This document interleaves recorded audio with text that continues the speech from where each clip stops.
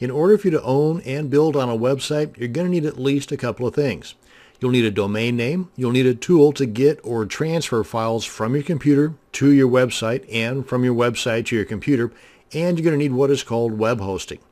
Web hosting is what allows individuals and organizations to make their websites accessible to others via the interweb, otherwise known as the World Wide Web. You can see that when you do a Google search here for web hosting, you're going to get over 500 million results popping back at you. So you can see there's no shortage of options to choose from. This video will help you in your search. While it is possible for you, the individual, to have your own hosting service on your own computer at your own home connected to the internet, that's not what I'm going to be talking about in this video, because 99.9% of you will be purchasing web hosting from a company that specializes in hosting websites.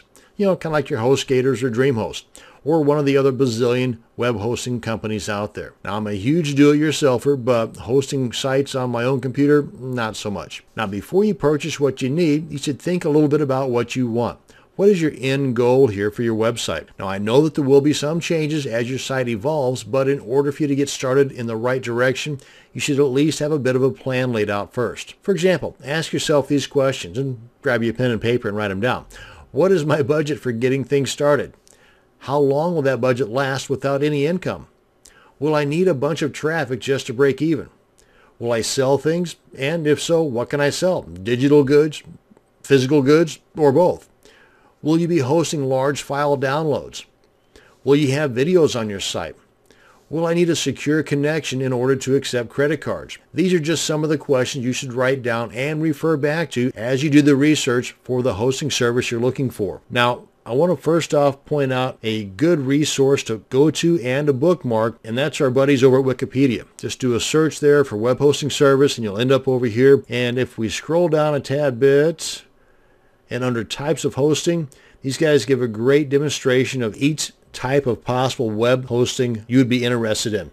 From the free that I would highly recommend not getting into, to the shared, which is the most popular and a great way to start things out. Next up would be the reseller web hosting, virtual dedicated server, or the VPS, virtual private server, dedicated hosting, and they give you a bit of a comparison between each of these. And this kind of starts off with the least expensive, that being free, and goes up to the most expensive, which is the co-location. Now, cloud hosting is kind of sort of one of the newer guys, and this is ideal for a lot of reasons, but it has a couple of drawbacks that may be deal breakers for you. So by all means, check into these as possible options. Now, one of the more popular services out there is called HostGator. I use HostGator. Actually, I use 4 different web hosting services, but that's information for a different video. But for the time being, I wanted to point out right here, big bold letters, unlimited. Don't let this be the carrot that brings you into buying their particular service. Nothing against HostGator, because if we check out another popular service, one that I use, they use that word quite a bit too. Unlimited disk space, unlimited bandwidth, unlimited database. Well, the thing is, though, is that unlimited is not so unlimited. Whenever your site reaches a certain amount of resources being used or bandwidth being used, your site is going to get shut down, plain and simple. So don't let this be the only thing that draws you into buying their service. I don't want to say anything bad about HostGator or any of the other hosting services out there, because they all do that. I just want to bring it to your attention that unlimited does not mean unlimited. Now, one thing too you want to know is that even though you've been with a particular service for a long time, whether it's several months or several years, if you come to the point where you've either outgrown that particular service or you had several instances where you're not liking their customer support, don't think that you're chained down to that service just because they're watching your websites. No, you can always transfer to another one. Just as they say here at D9, and this is one of the things that I use them for, to actually transfer my reseller account from HostGator. I've got an individual hatchling plan with them now, but I had a reseller account with them, and I had like 25, 26 different sites hosted on that reseller account. I moved them all over to D9.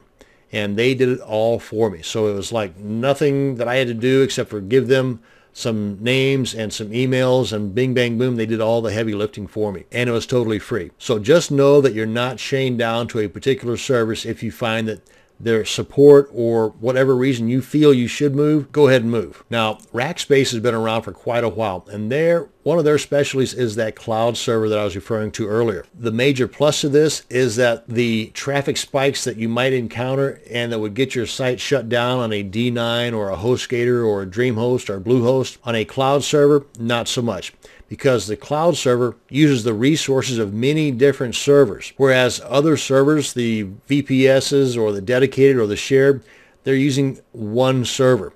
And whether it's dedicated or shared, whenever your website hits that particular spike, boom, you're shut down. These guys, whenever you hit that particular spike, they share those resources out over other servers. So you never really experience a spike. You never get shut down as a result of using excessive resources. The drawback to a cloud type server is that they are being shared over several different servers. So if privacy is a big issue to you in that respect, I mean, they say that everything's secure, but comparing that to a dedicated server, which is on one physical location, and on a cloud server, it's over the course of several different physical locations. If that's the deal breaker for you, well, you should consider that in deciding on if you're going to move everything to the cloud or not. A couple of tools I want to mention here. Uptime Robot at uptimerobot.com. Totally free, and this is a service that will monitor and alert you when your site or sites are down. They'll send you an email or a text message, and if it happens enough times, you might want to consider that as a way of saying bye-bye HostGator or bye-bye DreamHost. Another neat tool is if you come across a site that loads super fast and you visit it regularly and you never see that it's down and you want to see who their hosting service is, this is the site you want to check out, whoishostingthis.com. Just put in their website here, and it'll give you all those details. Hopefully this video will answer a lot of those questions that you wrote down earlier in helping you determine which hosting service or which hosting package and service is best for you. That's going to bring us to the end of this video on web hosting. Thank you very much for watching, and you have a great day.